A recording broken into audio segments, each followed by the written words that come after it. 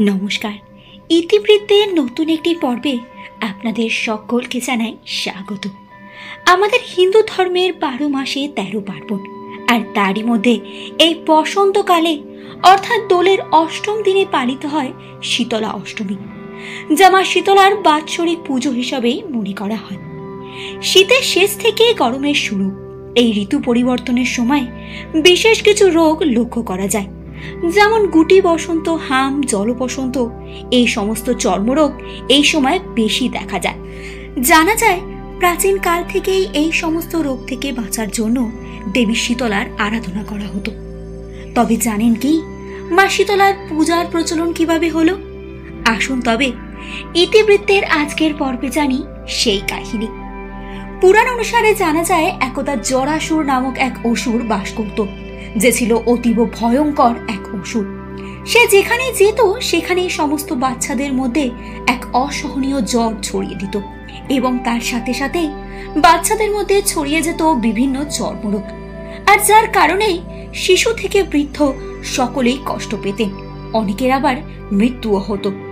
ফলত জরাসুরের কারণেই মর্তে আতঙ্ক ছড়িয়ে পড়ে। এমন সময় মহাদেব ও মাতা পার্বতী জরাসুরকে দমন করতে এই মর্তলোকে আবির্ভূত হলেন।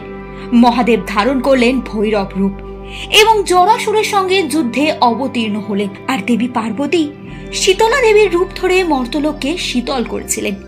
মনে করা হয় সেই থেকেই মর্তে দেবী শীতলার পূজার প্রচলন। প্রচলিত মূর্তি অনুসারে দেবী শীতলার এক হাতে থাকে অমৃত কলস ও অন্য হাতে থাকে ঝাড়ু। ভক্তদের বিশ্বাস এই যে কলস থেকে দেবী আরোগ্য সুধা দান করেন এবং ঝাড়ু দ্বারা রোগাক্রান্ত ব্যক্তিদের কষ্ট লাঘব করেন।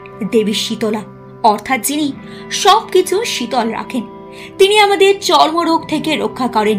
এছাড়াও বলা হয় দেবী শীতলা হলেন স্বাস্থ্যের দেবী।